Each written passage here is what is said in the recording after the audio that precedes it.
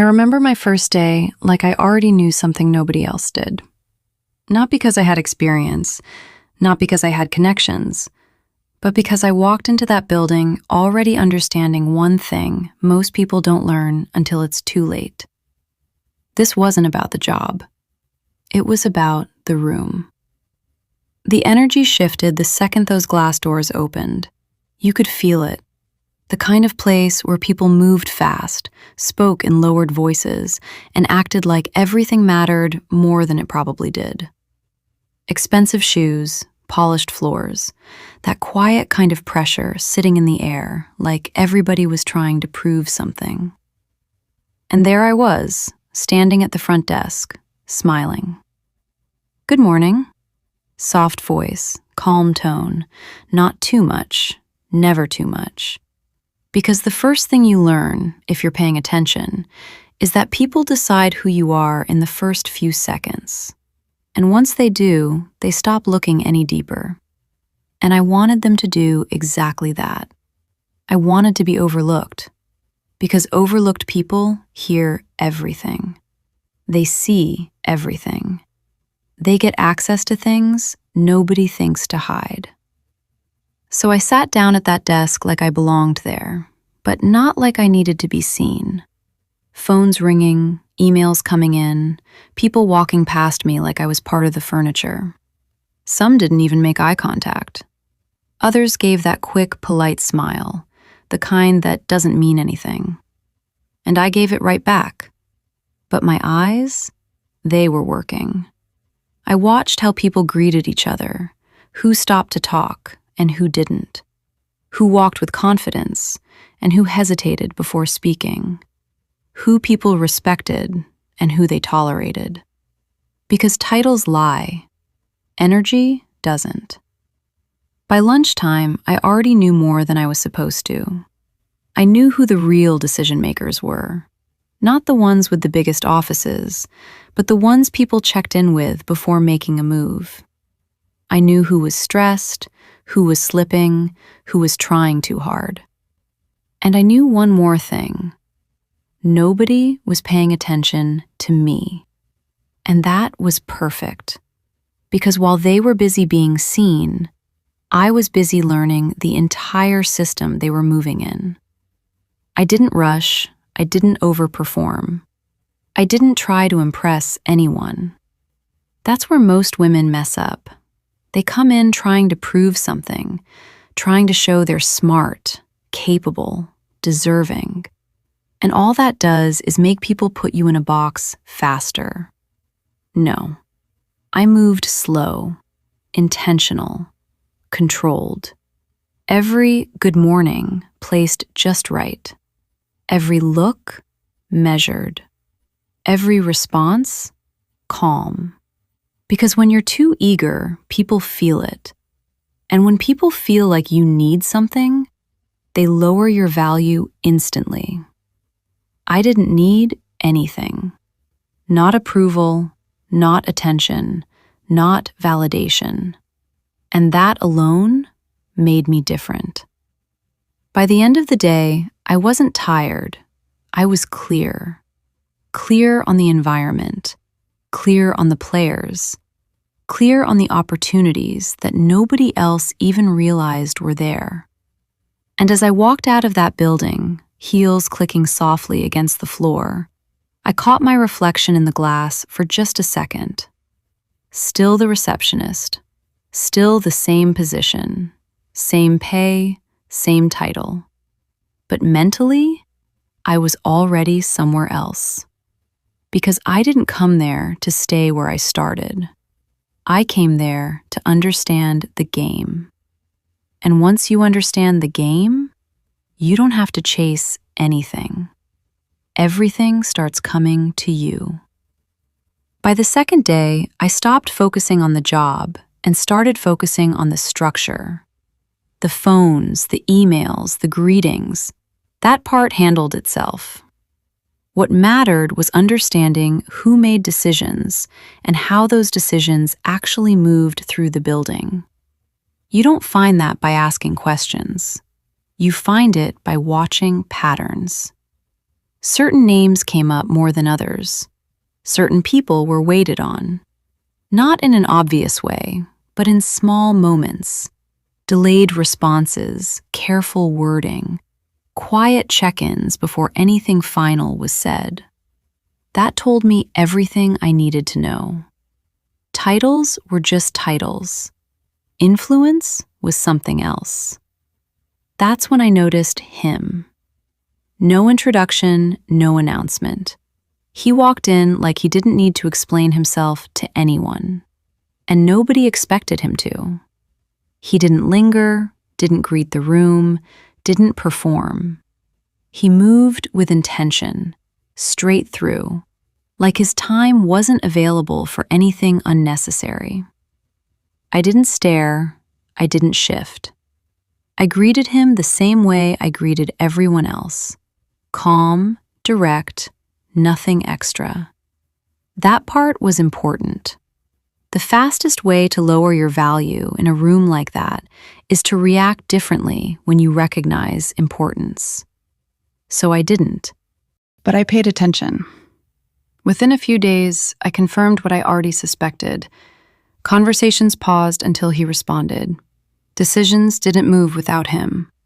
People who were confident with everyone else became more careful when his name came up. That was enough. CEO.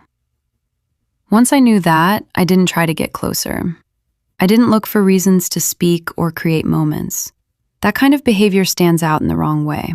It feels like you're trying to be seen, and in environments like that, trying too hard works against you.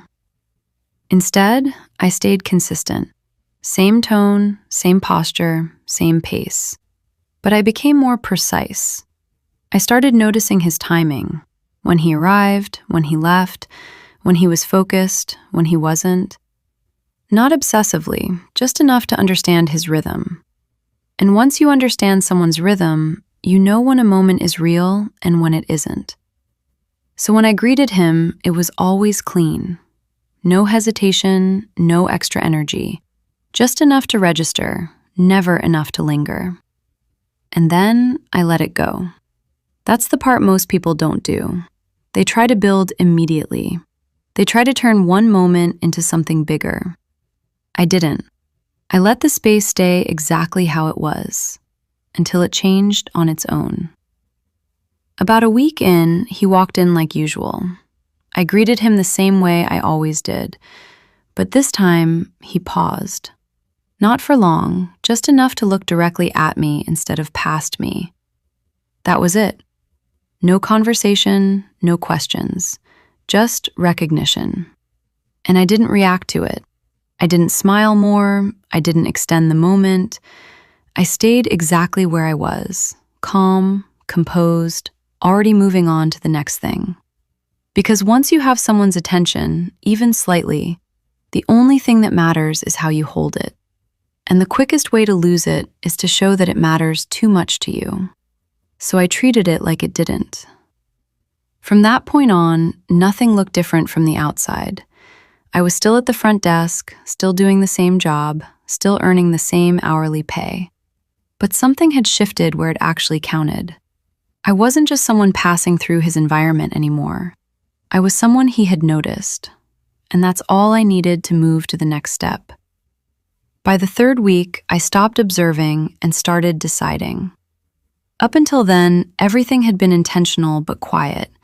Me learning the room, understanding him, letting him notice me without ever feeling like I needed his attention. But there comes a point where you don't wait anymore. You shift the energy yourself.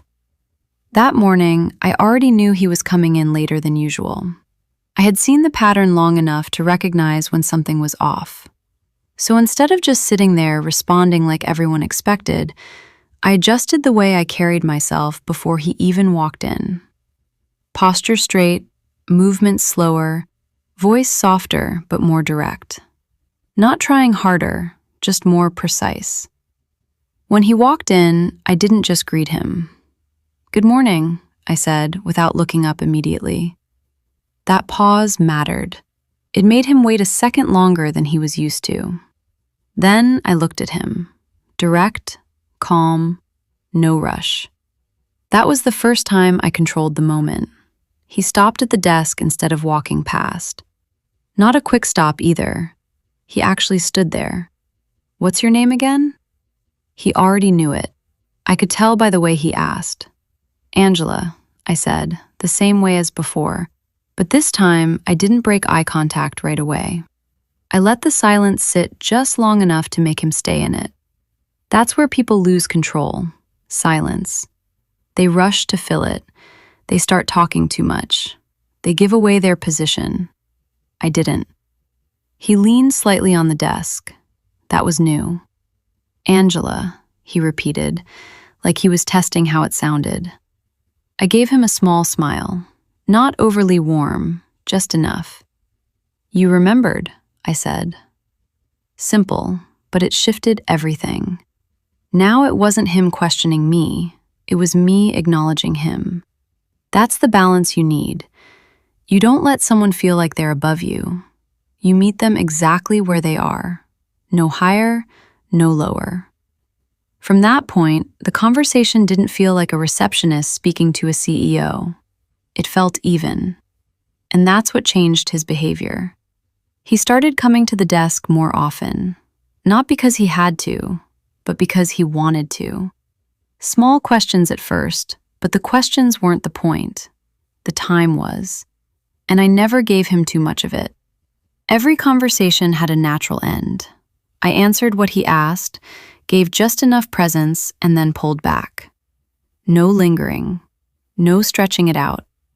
That's how you build interest without saying anything obvious. You leave space. Within a few days, he started staying longer. Not asking about work. Asking about me. "How long have you been here? Do you like it?" Normal questions. But I didn't answer them the way most people would. "I like understanding things," I told him once. That made him pause. "Understanding what?"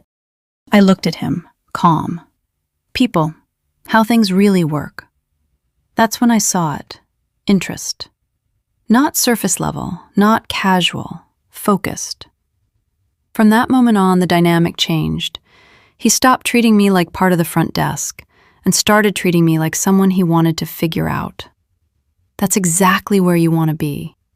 Because once someone with that kind of power becomes curious about you, they start making time for you. And when they make time for you, they start making space for you. One afternoon, he came down and didn't ask a single work-related question. He just stood there. "Come upstairs for a minute," he said. Not demanding, not aggressive, just certain. Most people would hesitate. I didn't. "Okay," I said, like it was normal, because to me it was. I followed him up, not rushing, not nervous, not trying to read into anything, just present. His office was exactly what you'd expect. Clean, quiet, controlled. Everything placed intentionally. He closed the door. That mattered, but I didn't react to it. He turned to me. "You're different," he said. Not a compliment, an observation. "I know," I answered. No smile, no laugh, just truth. That's what pulled him in further. Most people downplay themselves in moments like that. They get shy, they get modest, they try to seem likable. I didn't, because I wasn't trying to be liked. I was letting him feel what he was already noticing. He walked closer, not too close, but enough to shift the space. "What do you want?" he asked. That's the question. That's always the question. And this is where most people ruin everything. They either say too much, or they pretend they don't want anything at all. I did neither. "I want to be in a position where I don't have to ask for anything," I said. And I meant it. That answer stayed with him. You could see it. Because it wasn't about money. It wasn't about the job. It was about control. And he understood that. From that moment on, things started moving faster. He began pulling me into his space more often. Short conversations turned into longer ones. Work topics turned into personal ones. And every time I was in that room, I stayed the same. Calm, measured, never overly impressed. That's what kept him leaning in, because he wasn't used to that. He was used to people wanting something from him. I never made him feel like I did. Even though I already knew exactly what I was building. By the end of that week, I wasn't just the receptionist anymore. I was someone he made time for. And when a man in his position starts making time for you, everything else starts following. By the time he started calling me upstairs regularly, the shift was already undeniable. I wasn't guessing anymore. I wasn't wondering what this was. I knew exactly what I was doing, and more importantly, I knew exactly what he was feeling, and I controlled the pace of it. Every time I walked into his office, I made sure nothing about me looked rushed. My steps were measured, my posture steady, my energy calm. I didn't walk in like I was being summoned. I walked in like I chose to be there. That difference matters, because when you look like you're being called, you lose power. When you look like you're arriving, you hold it. He was standing by the window the first time it really shifted. City behind him, phone in his hand, but not using it, just thinking. When I walked in, he didn't turn right away. He let me come into the room, let me exist in his space for a moment before acknowledging me. That was his version of control. I let him have it, for a second. Then I took it back. "Don't make me stand here too long," I said, my voice low, calm, just enough edge to it. He turned immediately. That was new. There was something in his expression now that hadn't been there before. Not curiosity anymore. Not just interest. Focus. The kind that doesn't get distracted. "You don't like waiting?" he asked. I walked further into the room, slow, controlled, stopping just close enough. I don't wait for things that already know they want me. I didn't smile. I didn't soften it. I let it land exactly how it was. That's when I saw it. That shift. That moment where a man realizes he's not in the position he thought he was in anymore. He stepped closer, not aggressively, not unsure, drawn. "You're very sure of yourself," he said. "I don't say things I don't mean." Now the room felt different, quieter. He wasn't asking questions anymore. He was watching me, and I let him. Because I wasn't giving him everything. I was giving him just enough to keep him there. That's the difference. You don't overwhelm. You don't over-explain. You let them come toward you. His hand brushed mine when he reached for something on the desk, but it lingered a second longer than necessary. I didn't pull away. I didn't react. I just looked at him.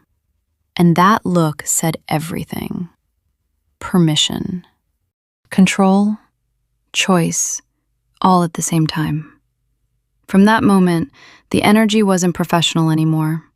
But it also wasn't messy. It was controlled, intentional, and completely understood, without needing to be spoken out loud.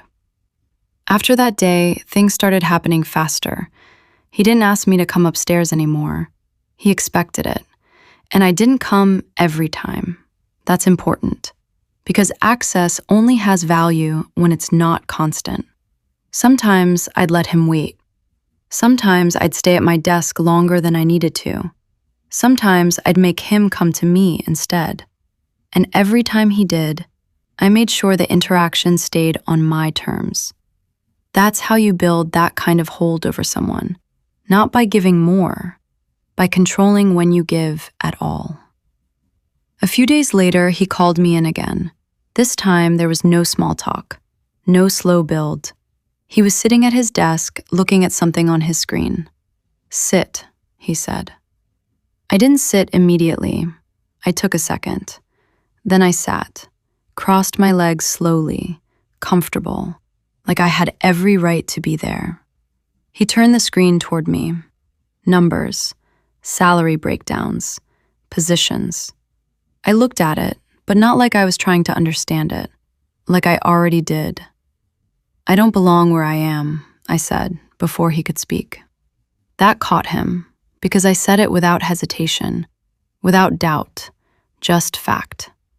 He leaned back slightly. "Where do you think you belong?" I looked at him, steady, somewhere that reflects how I move. Silence. He studied me for a moment, then turned the screen back, clicked a few things, adjusted something, didn't explain it, didn't need to. "Starting next week," he said, "your pay changes." Just like that. No negotiation, no asking, no explanation. Because I didn't position myself like someone who needed permission. I positioned myself like someone who already understood her value, and he responded to that. That's how it works. Not begging, not waiting, not hoping someone sees you. You make it clear, without ever having to say too much, that you already see yourself. And once he made that move, everything else started opening up, faster than most people would even believe. The first time I saw the new number hit my account, I didn't react, not outwardly. No excitement, no shock, no thank you texts, no questions, just a quiet look at the screen, and then I locked my phone. Because the moment you act surprised by something, you lower yourself back down to where you came from. And I wasn't going back. I already knew what I had positioned myself for. Later that afternoon, he came down to the front like he had something to say, but he didn't say it right away. He just stood there for a second, watching me like he was waiting for a reaction I never gave him. "You saw it?" he asked. I looked up slowly. Yes. That was it. No smile, no extra words, just confirmation. And that right there pulled him in deeper than any excitement ever could. Because now it wasn't about what he did for me. It was about the fact that I expected it. That night, he didn't ask me if I was free. He told me, "Be ready at 7. Not controlling, not demanding, just certain. I didn't question it. I didn't ask where we were going. I didn't need details. When you're moving at that level, you don't chase information. You let things reveal themselves. 7 came, and I was already ready before it did. Soft, effortless, put together in a way that didn't look like I tried, but everything about me was intentional. When I stepped outside, he was already there. White truck, clean, quiet. He stepped out, looked at me, and for a second, he didn't speak. That pause again. That same pause he had the first time he really saw me. Only now, it was deeper. "You look," he started, then stopped. I tilted my head slightly. "Careful," I said softly. "Don't say too much." A small smile touched his face, and just like that, I had him again. Dinner wasn't rushed. It wasn't loud. It wasn't crowded. It was one of those places where everything feels expensive without anyone needing to say it. Low lighting, slow music, the kind of environment where conversations don't need to compete with anything. He watched me more than he talked, and I let him. That's part of control too. Letting someone take you in without giving them everything. "You're not impressed," he said at one point. I took a sip of my drink, slow, steady. "I don't get impressed easily." That landed, because now it wasn't about the restaurant. It wasn't about the money. It was about me, and whether or not I could be moved. After dinner, we didn't rush to leave. There was no awkwardness, no uncertainty about what the night was turning into. It was understood, without needing to be said. When we stepped outside, the air felt different, quieter, closer. He opened the door for me, but when I passed him, my hand brushed his, not by accident. And this time, he didn't let it pass. His fingers closed around mine just enough to stop me. I turned slightly, not fully facing him, just enough. "You move like you already belong to this life," he said, low. I looked at him. "I move like I choose it." That was the moment, the one where everything shifted from controlled tension to something undeniable. He stepped closer, not rushed, not unsure, and when his hand moved from mine, sliding up just slightly, resting at my waist, I didn't step back. I didn't break eye contact. I didn't soften. I held it. Because I wasn't being taken. I was allowing. There's a difference. And he felt it. That's what made it stronger. The night didn't feel like something happening to me. It felt like something I was directing without saying a word. By the time we got back in the car, there was no question about where things stood anymore. He wasn't just interested. He was invested. And once a man like that becomes invested, he starts giving without being asked. The next week, he didn't bring me upstairs. He handed me something at the desk. Keys. I looked at them, then back at him. No reaction, just a quiet pause. "Company lease," he said. "Closer to the city, easier for you." I took them slowly, turned them once in my hand, then looked at him. "You move fast," I said. He held my gaze. "Only when I know it's worth it." I didn't smile, but inside, I understood exactly what was happening. This wasn't luck. This wasn't chance. This was positioning. And now, everything I wanted was starting to show up, without me ever having to ask for it. I didn't go see the apartment right away. That's the part most people wouldn't understand. Keys in my hand, brand new place waiting, and I still finished my day like nothing had changed. Same tone, same pace, same control. Because when something is already yours mentally, you don't rush to meet it. You let it meet you. It was early evening when I finally went. The building was exactly what I expected. Quiet, polished, the kind of place where everything feels intentional. Doorman opened the door without hesitation, no questions, just a look that said he already knew I belonged there. The elevator ride up was still, not empty, just quiet in a way that makes you aware something is shifting. When the doors opened, I stepped out slowly, heels soft against the carpet, moving down the hallway like I had already walked it before. The key turned easily, smooth, no resistance. And when the door opened, I stepped in without hesitation. The space didn't need explaining. You could feel it immediately. Light poured in from the windows, stretching across the entire living area, catching the floors just right. Everything was clean, untouched, not staged, just ready. The kind of place that doesn't try to impress you. It expects you to understand it. I walked through it calmly.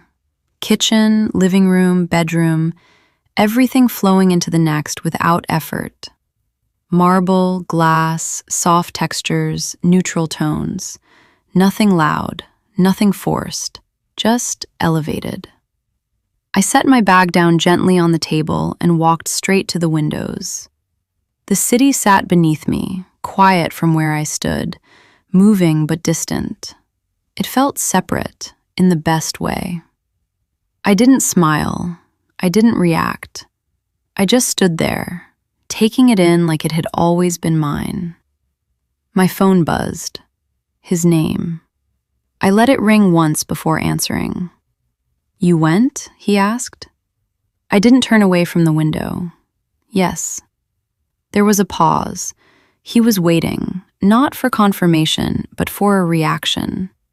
I didn't give him one. "It fits," I said simply. That was all, and it was enough. "I'll come by later," he said, not asking. I turned slightly, leaning my shoulder against the glass, eyes still on the city. Then don't be late, I said, calm but direct. That shift mattered because I didn't receive what he said. I met it, and he felt that. There was a slight pause on his end, not hesitation, just recognition. I won't, he said. I ended the call first. No lingering, no extra words, just control. I set my phone down and walked further into the apartment, slower now, letting my fingers brush against the surfaces as I passed. The couch, the counter, the edge of the wall, small touches like I was grounding myself in the space, not exploring it, claiming it. By the time I reached the bedroom, the energy had settled, not new anymore, not unfamiliar, mine.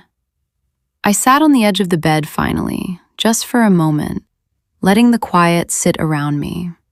No noise, no pressure, just stillness. And in that stillness, I understood exactly what was happening. This wasn't about luck. This wasn't about him deciding to do something for me. This was about how I had positioned myself from the beginning, how I moved, what I allowed, what I didn't. And now, it was showing up in real time. Exactly how I intended. I checked the time once, 7:29, right on schedule. I didn't move faster, didn't adjust anything. I was already exactly how I needed to be. When the knock came, it was precise. 2 taps, spaced just enough to feel intentional. I opened the door without asking who it was. He stepped in, eyes on me first, not the apartment. That told me everything I needed to know about where his focus was. "You're right on time," I said, stepping aside. "I don't miss when it matters," he replied, closing the door behind him. He didn't walk around, didn't take anything in. No comments, no questions. His attention stayed where it had been building for weeks, on me. I moved past him slowly, just enough for him to feel it. Not touching, not brushing, just presence. That space between 2 people where everything is understood without being spoken. He followed, not immediately, but without hesitation. "How does it feel?" he asked. I turned slightly, meeting his eyes. Like I expected. That was all. And that answer shifted something in him, because now it wasn't about what he gave me. It was about the fact that I already saw myself there. He stepped closer. No pause this time. His hand reached for me, steady, sure, and I didn't stop it, didn't question it, didn't move away, because I wasn't being pulled into anything. I was allowing it to happen. There's a difference. The distance between us disappeared without effort. No rush, no uncertainty. Everything moved the way it had been building toward. And when the night finally settled, there was nothing left to figure out. The next morning, I was already up, dressed, moving. By the time I walked back into the bedroom, he was sitting up, watching me in a way that didn't need explanation. That look wasn't curiosity anymore. It was attachment. "You don't slow down, do you?" he asked. I adjusted my sleeve, calm. "I don't need to." He held my gaze longer this time, like he was trying to stay in control of something that was already slipping. That's when I knew. This wasn't just attraction anymore. This was investment. He reached for his phone, glanced at something, then looked back at me. "I had something arranged for you," he said. Not asking, not explaining. I stepped closer, just enough to hold his attention. "Make sure it's worth it," I said quietly. That landed exactly how it needed to, because now it wasn't about him deciding to give me something. It was about whether or not it met my standard. By the time I got to work, everything looked the same. Same desk, same tone, same routine. But the way he walked in, that was different. He didn't look past me anymore. He looked at me like something had already been decided. And by midday, I saw exactly what he meant. The keys were sitting on my desk. White G-Wagon, brand new. No message, no build-up, no explanation. Just placed there like it had always been mine. I picked them up slowly, turning them once in my hand. Then I set them down and answered the next call like nothing had changed.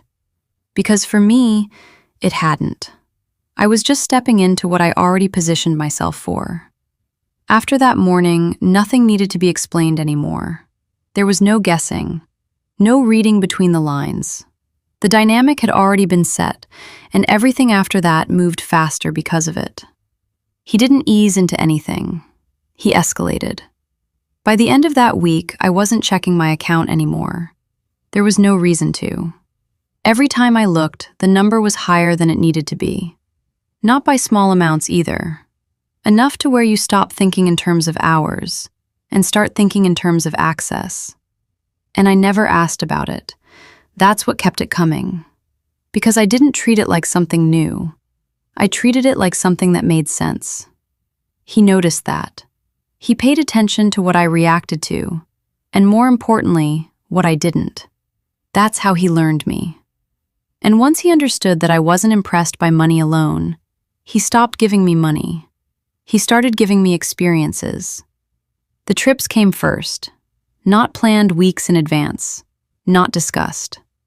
"Pack for the weekend," he said one afternoon, like he was reminding me of something I already knew. I didn't ask where, didn't ask when we were leaving. I packed what I needed and let everything else meet me when I got there. Private flight, no lines, no waiting, no noise, just movement. The kind that feels separate from everything else. He watched me the entire time, not like he was showing me something, but like he was measuring how I received it. And I stayed the same, calm, present, unmoved. Because excitement fades, but control, that stays. We landed somewhere warm. Water close enough to hear, but not close enough to disturb anything. The kind of place where everything feels curated without being obvious. Dinner felt different there. Closer. Less distance. His hand stayed where it wanted to stay, not testing anymore, not checking. Certain. And I let it. Because again, nothing was happening to me. Everything was happening because I allowed it to. By the time we got back, the city didn't feel the same. Not smaller, just less important. And that's when things at work started shifting in a way no one could ignore anymore. I wasn't just being noticed, I was being watched. Closely. The car alone had already done enough, but now it was everything else. The way I came in, the way I left, the way I didn't stay late anymore, didn't rush, didn't react to anything around me. I didn't engage in conversations the same way, didn't sit in break rooms, didn't explain where I had been. And that silence, it made everything louder. "You've been busy lately. You don't tell us anything anymore. That car is still outside every day." I answered the same way every time. I move how I need to. Nothing more. Because the more they tried to figure me out, the less I gave them. And that created something stronger than attention. It created distance. Not physical, social. The kind where people don't know how to approach you anymore. They start second-guessing what to say, how to say it, whether they should say anything at all. That's when you know you've shifted out of their level. And he saw it happening. That's what pushed him further. Because now it wasn't just about him wanting me. It was about him seeing how everyone else responded to me. And that does something to a man like that. It makes him invest deeper. One afternoon, he came down again. Didn't call, didn't text, just appeared. "I cleared your schedule tomorrow," he said. I looked up at him. "For what?" He held my gaze. "I don't want you here." Not angry, not emotional, just direct. I leaned back slightly in my chair, crossing my legs slowly. Then where do you want me? That question sat between us for a second. Heavy. He stepped closer, where I can see you without interruption. And just like that, I knew exactly where this was going. Because now it wasn't about time, it was about priority. And I had become his. Not because I asked, not because I chased it, but because I positioned myself in a way that made him choose it, over and over again. I didn't have to wonder where I stood. I could see it in what he stopped doing. Meetings got cut short. Calls ended early. Things that used to matter didn't hold him the same way anymore. Not because he lost focus, because something else had his attention now. Me. And I never asked for it. That's what made it real. One morning, he walked in on a call, mid-sentence, handling something that sounded important. His tone was the same as always, controlled, direct. Then he saw me. "I'll call you back," he said, ending it immediately. No explanation. He came straight to the desk. I didn't look up right away. I let him stand there. "You're becoming a distraction," he said. I finished what I was doing, then met his eyes. "Then you should focus," I answered. No softness, no apology, just truth. That's what shifted everything. Because I didn't respond like someone trying to keep his attention. I responded like someone who didn't need it. He looked at me for a second longer than usual, like he was trying to understand how I wasn't reacting the way he expected. "You don't care?" he asked. I held his gaze steady. "I don't compete for space." That was it. After that, he stopped trying to balance anything. He started making room. His schedule changed, but not in ways people could question. Things just moved around him. Calls got pushed, meetings rescheduled, people waited. And I never acknowledged it. I didn't ask where he was, didn't ask why things were shifting, because I already knew. When a man starts adjusting his world without being asked, he's already decided. He came down more often after that, not for work, not for a reason he could explain, just to be near me. And I never made it easy for him. Sometimes I kept my answers short. Sometimes I didn't give him my full attention. Sometimes I let him stand there longer than he was used to. Because access means nothing if it's always available. And he felt that. That's what kept him coming back. What we had wasn't loud. Nobody could point to it. Nobody could explain it. But they felt it. In the way he moved. In the way I didn't. In the space between us that didn't need to be filled with words. It wasn't something that needed to be said. It was something that stayed understood. Quiet. Unspoken. But strong enough to change everything around it. And that's when I realized this wasn't about attention anymore. This was something else. Something people don't recognize until they're already in it. Something that doesn't need to be seen to be real, just felt, silently. So now, when people look at me, they don't see the beginning. They don't see the desk. They don't see the position I started in. They see the car, the apartment, the way I move like nothing in my life is out of place. And they try to figure it out. They always do. They whisper. They assume.